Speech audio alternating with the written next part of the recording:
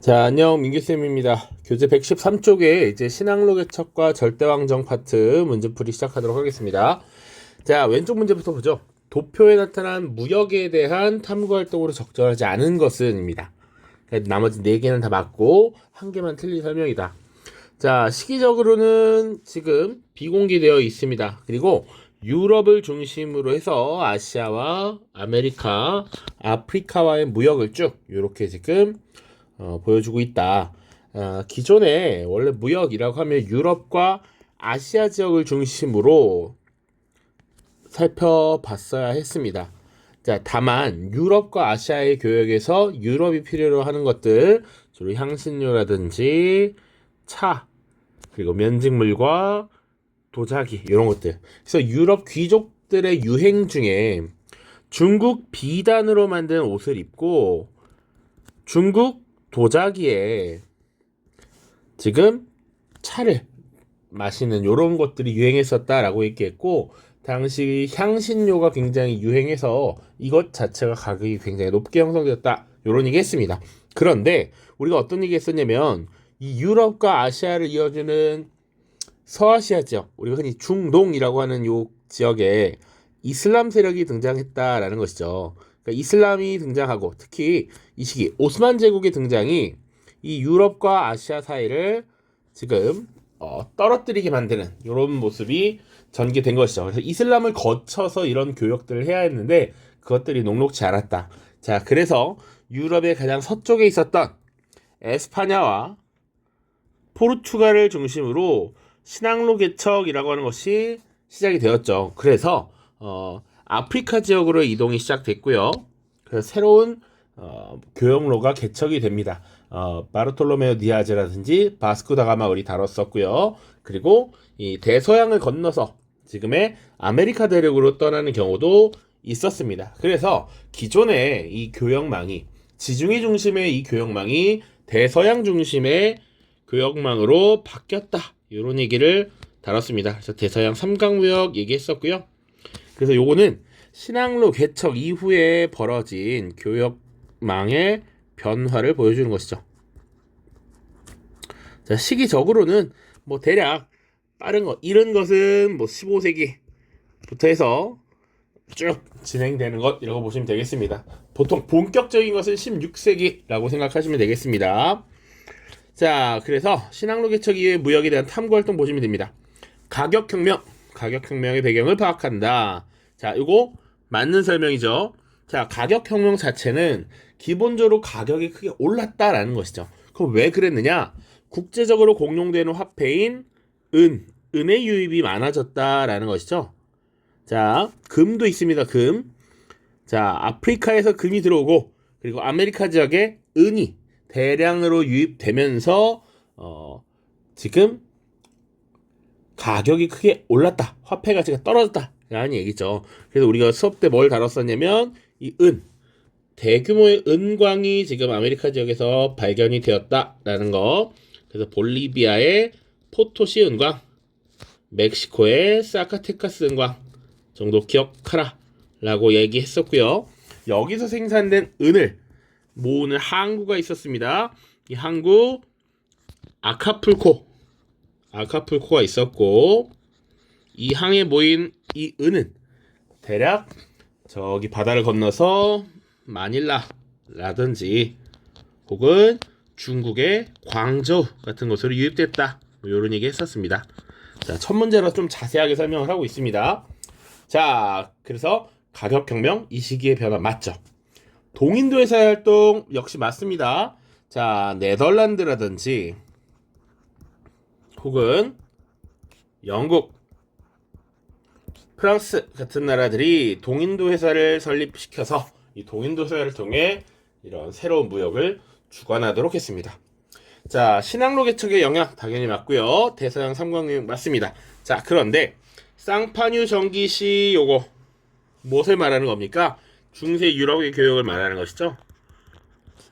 자, 신항로 개척 이전에 대략 13세기경, 12, 13세기경에 우리가 다뤘던 것이 베네치아, 밀라노, 피사 이런 지중해 지역의 도시들, 지중해 교역권이 형성이 되었고, 그리고 함부르크, 리베크 같은 도시들이 북유럽 교역권에서 주로 활동하면서 한자 동맹을 결성했다. 이런 얘기 했었습니다. 이것을 이어주는 것이 프랑스의 쌍파뉴 혹은 샹파뉴 정기시였습니다. 요거 기억해 두셔야 되죠. 자, 그래서 오른쪽 넘어가겠습니다. 자, 가 국가에 대한 설명을 옳은 것은 이게 가장 노멀한 일반적인 문제다라고 얘기했습니다. 자, 보시면 내가 먼 항해를 통해서 역사적인 첫발을 내딛고 고국으로 돌아온 지도 벌써 수년이 돌았네. 사람들은 내가 유럽인 중에서 아프리카 남단의 희망봉을 돌아 향신료가 풍부한 나라로 가는 항로를 처음 개척했다고 칭송하고 있어. 자, 캘리컷 부근 해역에서 육지로 선원 한 명을 보냈는데 그가 유럽 언어를 구사하는 튀니스 출신 이슬람교도를 배로 데려왔어. 나의 조국 가와 멀리 떨어진 이국에서 익숙한 언어를 듣고 크게 놀랐다네. 지중해 이슬람교도들이 이미 상업활동을 벌이고 있었던 그곳에 우리는 이제서야 갈 수 있었던 것이지. 자, 우리 요거 지금 항해를 통해서 국가를 파악해야 되는 것이죠. 근데 핵심은 아프리카 남단의 희망봉을 돌아서 향신료가 풍부한 나라로, 우리 흔히 인도라고 얘기하는데 가는 항로를 처음 개척했다라는 건 바스쿠 다가마에 대한 설명이죠. 바스쿠 다가마. 자, 혹시나 만약에 희망봉을 처음 발견했어, 처음 도착했어 라고 하면 그 앞에 바르톨로메우 디아즈가 될 거고요. 그 희망봉을 넘어서 인도 항로를 개척했던 거는 바스쿠 다가마입니다. 자, 그런데 이 바르톨로메우 디아즈 그리고 바스쿠 다가마의 후원을 했던 그 국가, 지금 가 국가를 찾는 게 핵심이니까요. 바로 포르투갈이죠. 자, 바시 형제는 포르투갈 기억해야 됩니다. 포르투갈에 대한 설명을 찾으면 되겠습니다. 자, 1번 하와이 제도를 찾아야 했다. 우리가 아직 5단을 나가지 않았기 때문에 모르는 내용이 있으나 앞으로 다뤄야 될 내용이다 라고 생각하고 챙기시면 되겠습니다. 미국입니다. 미국. 자, 그리고 캄보디아를 식민 지배하였다. 이거 프랑스예요. 프랑스, 베트남. 자, 이왕에 한번 한 김에 베트남, 라오스, 캄보디아까지 해서 나중에 인도 차이나 연방이라고 하는 것을 조직합니다. 1887년입니다. 호르무즈 마카오를 교역 거점으로 삼았다. 이게 정답입니다. 그래서 호르무즈 마카오를 식민 지배하고 교역 거점으로 삼았다. 요거까지 기억을 해주시고요. 벵골 지역을 동서로 나누는 분할령, 요것을 벵골 분할령이라고 하는데 영국에서 시행했던 정책입니다. 그래서 당시 이 벵골 지역이라고 하는 지역에 이슬람교도와 힌두교도들이 섞여 살고 있었는데 그들을 분리시켜서 분열을 일으키려던 정책이었습니다. 자, 리비아를 중심으로 북아프리카 식민지를 건설한 것은 이탈리아입니다. 이탈리아. 자, 다음 문제. 가나 국가에 대한 설명을 옳은 것은, 자, 이거 우리 수업 때 다뤘던 겁니다. 가나 국가에 대한 설명을 옳은 것은 신항로 개척을 주도한 두 국가는 세력권 분할을 위한 조약을 체결하였다. 분할선을 기준으로 서쪽은 콜럼버스의 항해를 후원한 가의 영역으로, 동쪽은 바스쿠 다가마의 인도항로 개척을 지원한 나의 영역으로 정하였다. 그 후 가는 원주민 제국을 파괴하고 주로 태평양 연안을 장악하였고, 나는 오늘날의 브라질에 해당하는 지역을 차지하였다. 알짜배기 내용이 다 들어가 있습니다. 자, 요 조약, 이 조약 뭡니까? 1494년에 체결했던 토르데시아스 조약이죠. 토르데시아스 조약. 그래서 이 두 나라가 영토를 어떻게 분할할 것인가. 자, 그리고 콜럼버스의 항해를 호연했으니까 가가 바로 어떤 나라예요? 가가 에스파냐, 지금 이 분할선의 서쪽 지역을 갖기로 한 것, 그리고 분할선의 동쪽 포르투갈이 되겠죠. 그래서 브라질을 장악한 것이 포르투갈입니다. 자, 그러면 여기 내용은 너무 이미 정리가 잘 돼 있어. 자, 그러면 에스파냐가 원주민 제국을 파괴하였다라고 돼 있죠. 주로 이 아스테카 제국과 잉카 제국을 얘기하는 겁니다. 자, 그래서 각각 잉 했으니까 코르테즈에 의해서 피사로에 의해서 지금 파괴되었다까지 기억해 두시면 좋겠죠.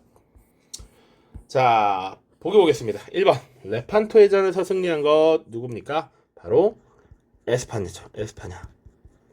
에스파냐의 펠리페 2세가 이끌었던 무적 함대입니다. 그러니까 1번이 정답. 2번 플라시 전투에서 프랑스를 격파하였다는 영국입니다. 요거 인도사에서 언급했었습니다. 1757년 중요한 연도입니다. 그리고 하나만 더 얘기하자면 1757년이라고 하면 기본적으로 18세기 세계대전이라고 하는 7년 전쟁이 벌어지던 시기야. 그러니까 이 7년 전쟁 시기에 인도의 플라시 전투에서 또 프랑스와 전쟁을 벌이고 있었다라는 걸 알 수 있죠. 3번 필리핀을 둘러싸고 미국과 전쟁을 벌였다. 요 설명 또한 에스파냐인데 나라고 돼 있으니까 잘못된 설명이죠. 가라고 해야 맞습니다. 자, 콜베르를 등용하여 중상주의 정책을 실시한 건 프랑스이고요.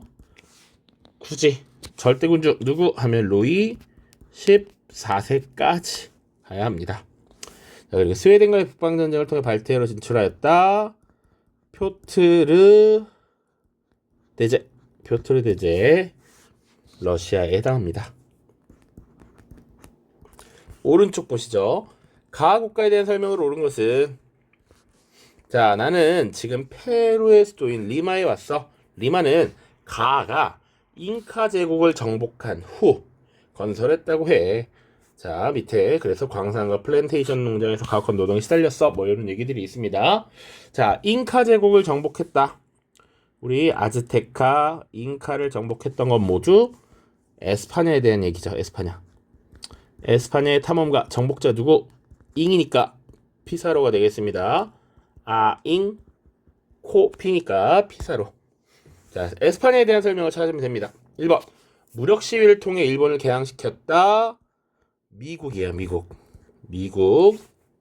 2번 플라시 전투에서 프랑스를 물리친 것 영국이고요.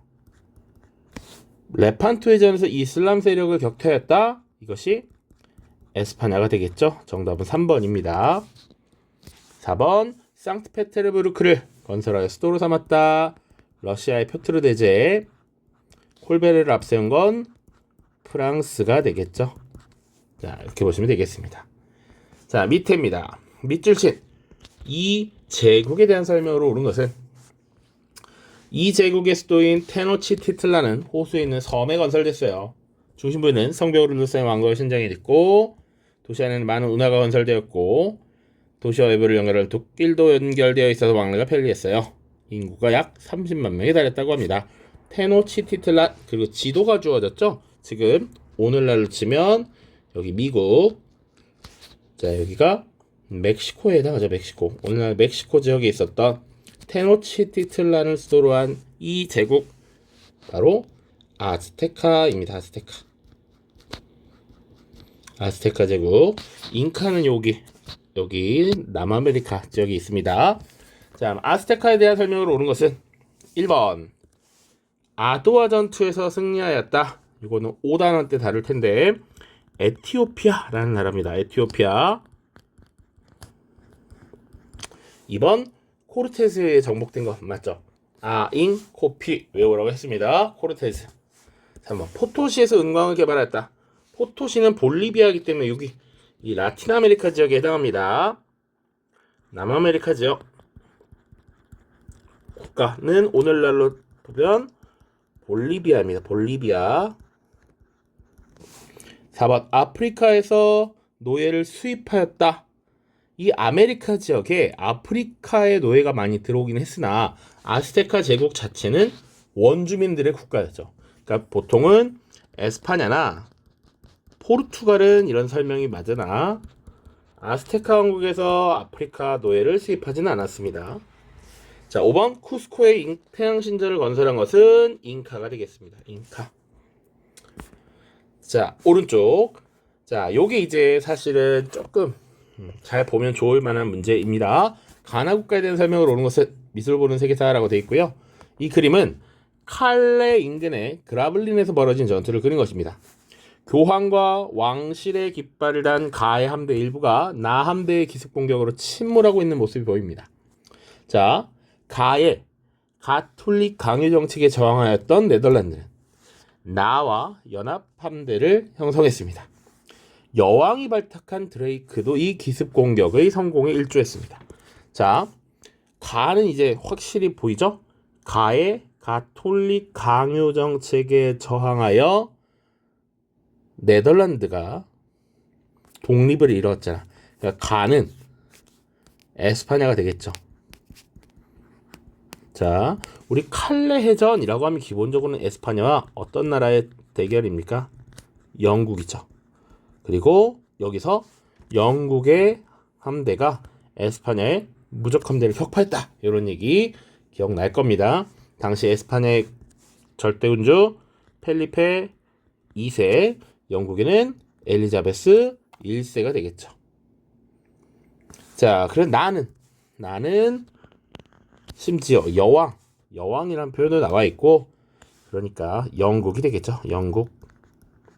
에스파냐와 영국에 대한 설명을 찾으면 되겠습니다. 자, 1번.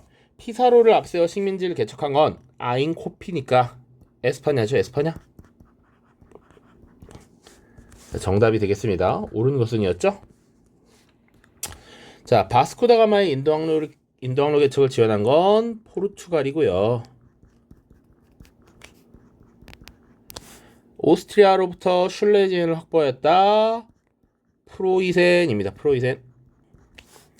그리고 프랑스의 지원 아래 요크타운 전투에서 승리한 건 바로 다음 주지죠. 미국입니다. 미국 독립전쟁 과정에서 이 프랑스는 영국을 약화시키기 위해서 영국의 식민지였던 미국 민병대를 도와주었습니다.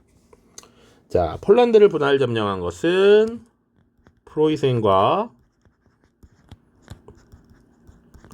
그리고 오스트리아 그리고 러시아가 되겠죠. 러시아. 자, 요렇게. 자, 다음 페이지. 가나 국가에 대한 설명으로 옳은 것은, 자, 이 그림은 과거 툴롱에 정박했던 우리 가 함대의 모습을 묘사한 것이요. 홍해 연안 일대로 세력을 확장한 우리 병사들이 카이로 등지를 장악하여 맘루크 왕조를 무너뜨렸죠.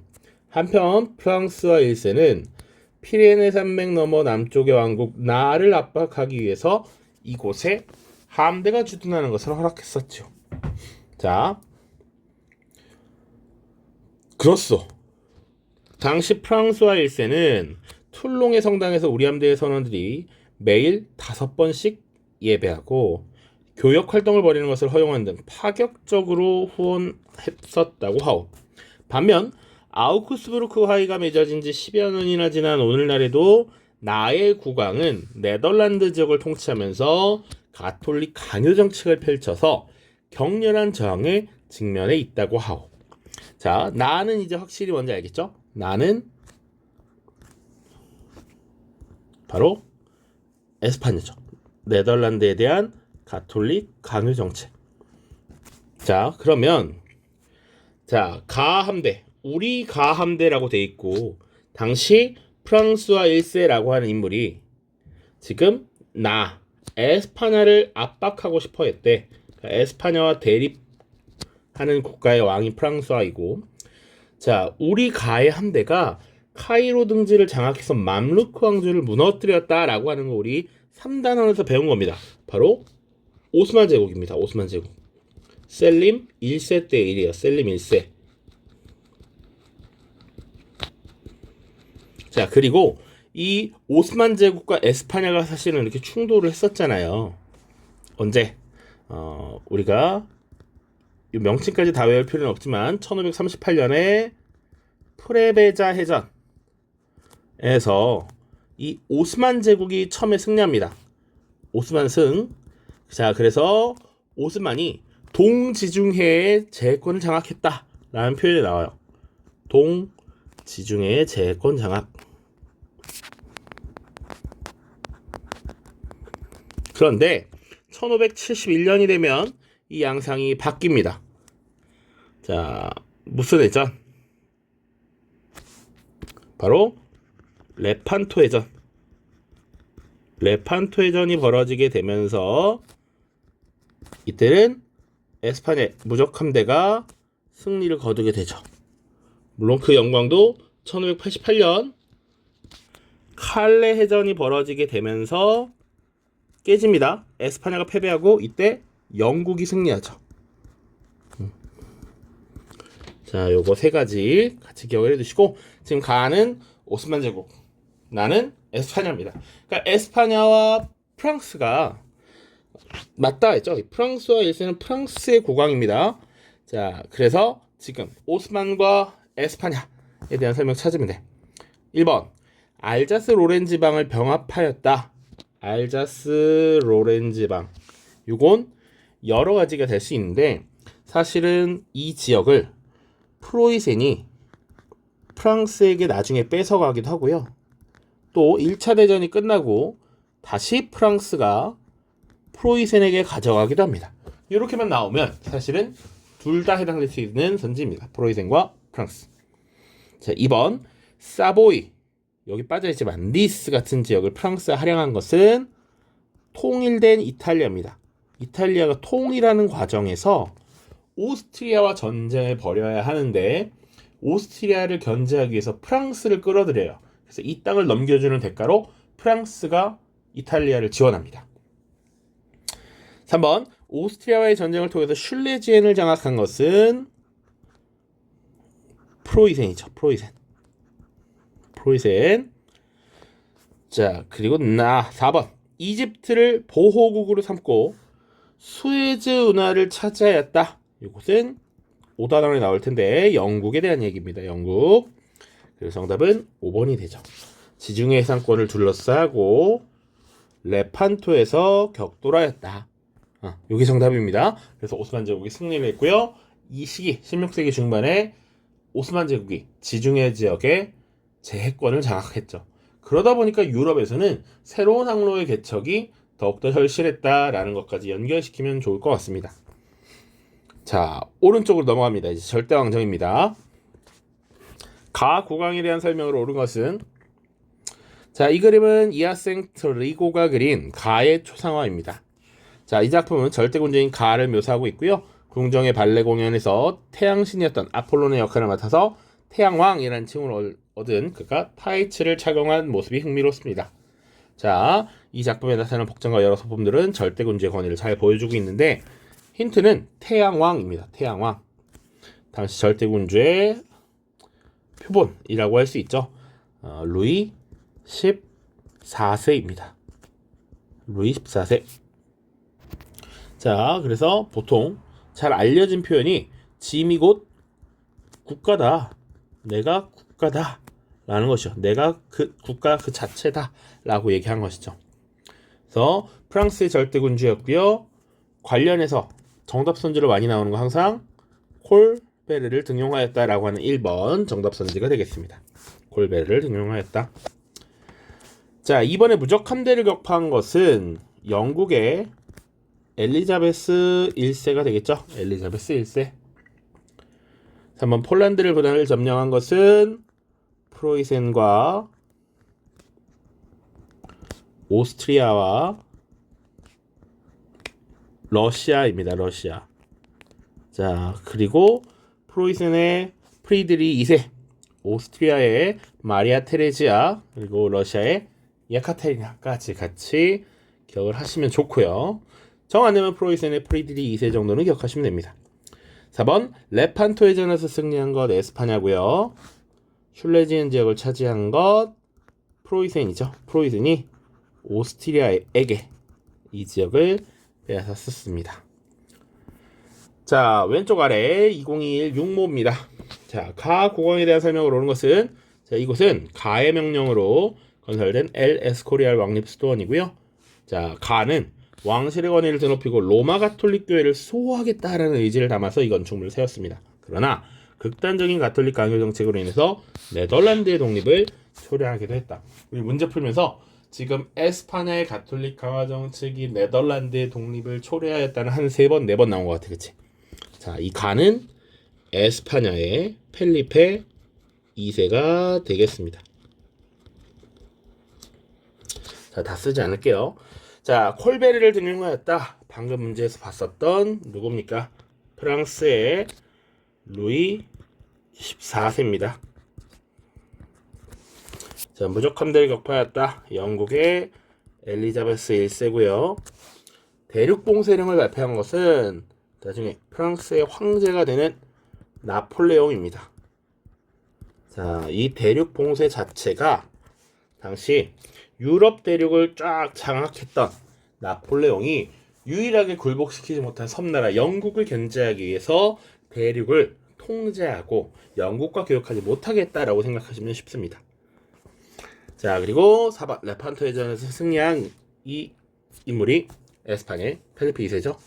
그리고 상트페테르부르크를 수도로 삼은 건 러시아의 표트르 대제입니다. 표트르 대제. 자, 오른쪽 가 국왕에 대한 설명으로 옳은 것은 이슬람 세력이 키프로스 섬을 점령하고 서쪽으로 세력을 확장하자 가는 교황, 베네치아, 제노바 등과 신성동맹 군대를 조직하여 레판토에서 극퇴하였다. 그럼 가는 바로 누굽니까? 바로 에스파냐의 펠리페 2세가 되겠죠. 자, 물론 밑에 또 나와 있습니다. 자신의 속령 네덜란드의 가톨릭 강요 정책을 본격화해서 독립전쟁을 격화시켰다 라는 것이지. 자, 1번 콜베르 진짜 3연속 나오고 있죠.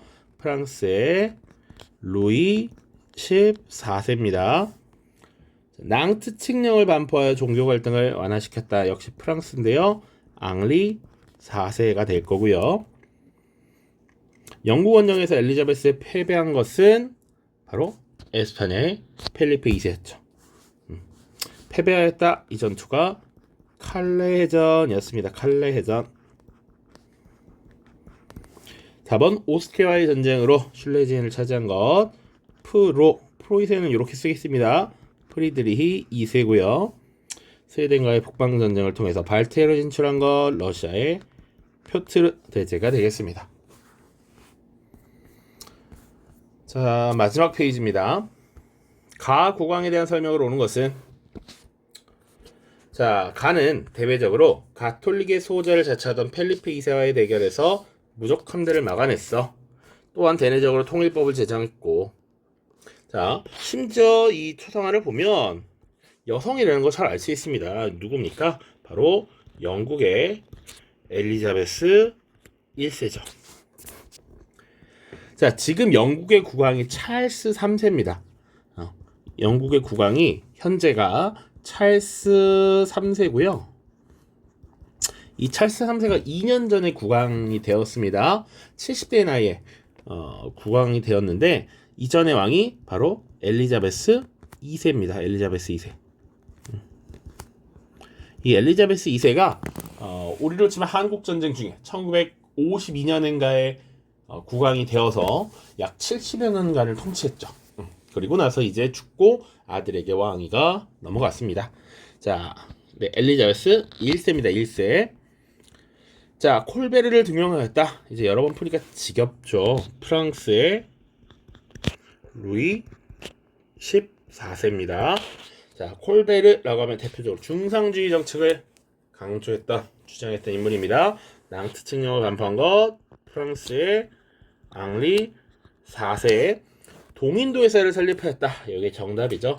1600년에 동인도회사를 설립합니다. TMI지만 엘리자베스 1세가 국왕에 오른 것이 1559년이고요. 그리고 1603년까지 국왕의 자리에 오랜 기간 재위했습니다. 요 1558년인 것 같네요. 1559년에 통일법을 제정했고요. 자, 그래서 엘리자베스 1세 때 하나만 조금 더 정리하면 시험에 나오는 것들만 쭉 보면요. 통일법 제정이 가장 먼저 있었고요. 1559입니다.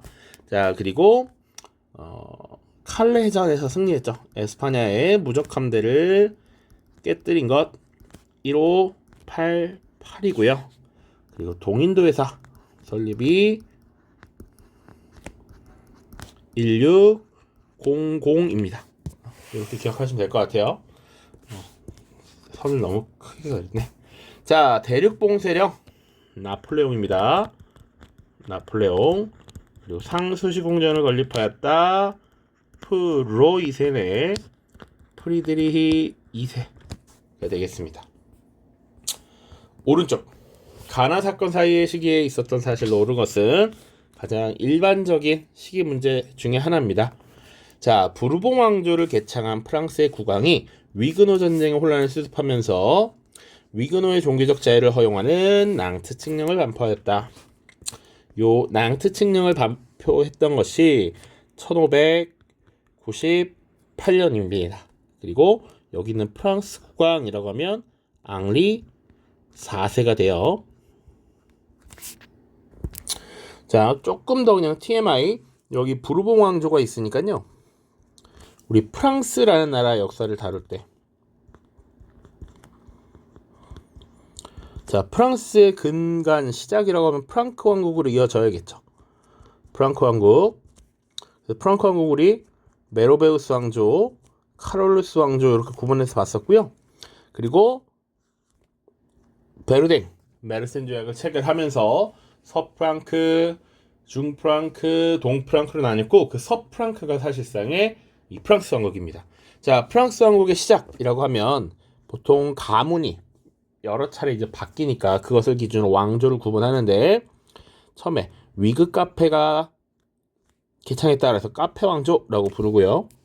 그리고 중간에 발로아 왕조가 등장합니다. 그리고 나서 등장하는 게 이 16세기 말에 부르봉 왕조예요. 부르봉 왕조. 자, 이 부르봉 왕조가 쭉 이어지다가 프랑스 혁명을 맞이하면서 급격한 변화를 겪게 됩니다. 자, 그래서 앙리 4세가 위그노 전쟁의 혼란을 수습하기 위해서 낭트 칙령을 발표했던 게 1598년. 자, 그리고 나와보시면 30년 전쟁 혼란을 수습하면서 칼빈파의 종교적 자유를 허용하는 조약을 체결하였다 라고 하면, 자, 30년 전쟁 자체가 1618년부터 1648년까지였고 이 조약이 뭐야 라고 하면 베스트 팔렌 조약이었죠. 베스트 팔렌 조약 1648년의 일입니다. 자, 그래서 요 중간에 뭐 있었게? 라고 물어본 겁니다.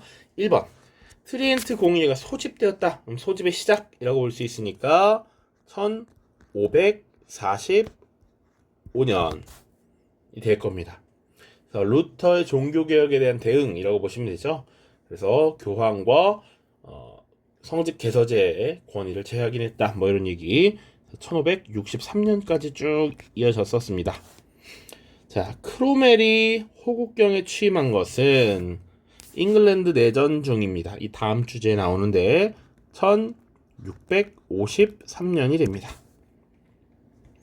자, 뉴턴이 프린키페를 출판한 것도 다음 시간에 나올 텐데 1689년이고요. 영국이 동인도 회사를 설립한 것이 방금 이전 문제에서 봤었지만 1600년입니다. 엘리자베스 1세 때죠. 엘리자베스 1세. 5번 아우크스부르크 종교화의 1555년이죠. 자, 이렇게 기억하시면 됩니다. 자, 왼쪽 아래 두 문제 남았네요. 밑줄 친 나에 대한 설명으로 오는 것은 나는 7년 전쟁에서 오스트리아 등과 치열한 전투 끝에 슐레지안 지방을 확보하여 국력을 떨쳤다. 또한 아름다운 상수시 궁전을 건설하여 이곳에서 볼테르 등 많은 계몽 사상가들과 교류했다. 자, 이 나는 누구입니까? 슐레지엔 지방을 확보했다. 7년 전쟁에서 오스트리아와 싸웠다. 상수시 궁전을 건설했다. 많은 힌트가 주어져 있죠. 프로이센의 프리드리히 2세입니다. 프리드리히 2세. 그래서 이 프리드리히 2세는 특징이 계몽 사상가들과 교류해서 특히 볼테르와 교류하면서 스스로를 계몽 전제군주로서 자처했다라고 했죠. 나는 계몽 사상을 가진, 나는 과거의 힘으로 억누르는 것이 아니라 이성과 이런 통제된 능력, 인간다움으로 통제를 하는 통치자야 라는 것이지. 그래서 이 프리드리히 2세가 했던 말 중에 가장 유명한 것이 나는 국가 제일의 심부름꾼 공복이다 라고 했죠. 너희들의 통치자, 통제자는 룰러가 아니라 리더로서 임하겠다라는 것이지. 사실상 너희들의 권력을 위임받은 자야 라는 것을 드러냈다라는 것이죠. 자, 3번이 답이고요. 30년 전쟁에 참전하였다.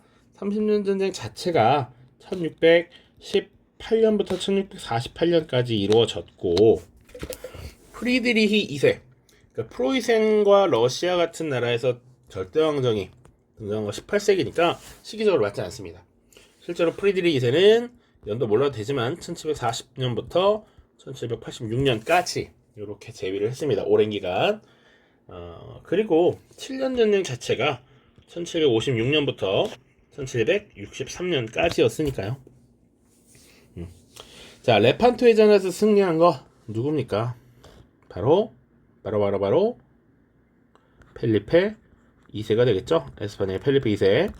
상트페테르부르크 건설한 건 러시아의 표트르 대제. 자, 데카브리스트의 봉기를 진압하였다. 이건 러시아의 니콜라이라는 인물이 나옵니다. 니콜라이 1세가 되겠습니다. 니콜라이 1세. 자, 오른쪽 마지막 문제 보시죠. 가나 군주에 대한 설명을 옳은 것은, 자, 가는 서구화 정책을 추진하기 위해서 네덜란드에서는 선박 건조 기술을 배우고 영국에서는 교육과 의회 제도를 살펴보는 등 노력을 했다. 또한 스웨덴과의 북방 전쟁을 통해서 발트해로 진출하는 데 성공하였다. 자, 이 가는 러시아의 표트르 대제가 되겠죠. 나를 보시면, 자, 군주는 단지 자신의 명망을 쫓는 자가 아니라 국가제일의 공복이다. 심부름꾼이다. 관료제를 확립하고 내정을 개혁했으며 오스트리아의 전쟁을 통해 영토를 확장하였다. 요거 프로 2세의 프리드리히 2세가 되겠죠. 자, 가는 상수시 궁전을 건립하였다. 상수시 궁전은 나가 건립했죠. 프리드리히 2세입니다. 반 마키아벨리를 저술한 것도 역시 나입니다. 가는 나와 함께 폴란드를 분할하였다. 맞습니까? 폴란드를 분할했던 건 프로이센, 오스트리아, 러시아였죠. 당시 군주가 프리드리히 2세는 맞아. 프리드리히 2세. 오스트리아에는 요제프 2세의 엄마였던 마리아 테레지아. 그리고 러시아에는 표트르보다 두 세대 뒤에 나온 예카테리나입니다. 예카테리나 2세. 그러니까 함께 폴란드를 분할하지 않았습니다. 자, 표트르는 해당이 없다. 나는 계몽 전제군주를 자처했다. 맞죠? 그랬기 때문에 국가제일의 공복이라는 표현까지 썼던 것이야. 자, 5번 상트페테르부르크를 수도로 삼은 것은 나가 아니라 가가 되겠죠. 자, 이렇게 보시면 됩니다. 무려 38분 동안 지금 쭉 살펴봤는데요. 내용 정리 한번 쫙 잘 해보시길 바랍니다. 다음 영상에서는 이제 과학혁명과 영국혁명 살펴보도록 하겠습니다. 자, 고생 많았습니다. 안녕.